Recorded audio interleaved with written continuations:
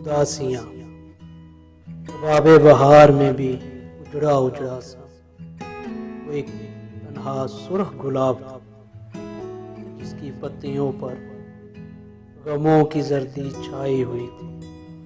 رت جگہوں کے باعث وہ کملایا کملایا تھا، پھولوں کے کنج میں، خوشبوؤں کی بارش میں، وہ موتی کی طرح سیپ میں بند تھا۔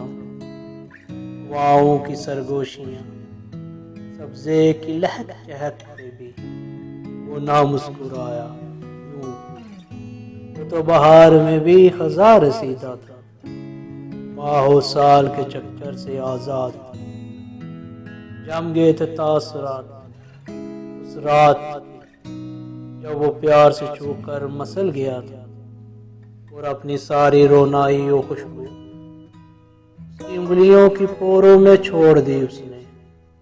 اب سے اداسیاں اس کی خوشیاں تھیں، اب سے اداسیاں اس کی خوشیاں تھیں، رازداں تھیں، اس کی وفا کی نگہباں تھیں۔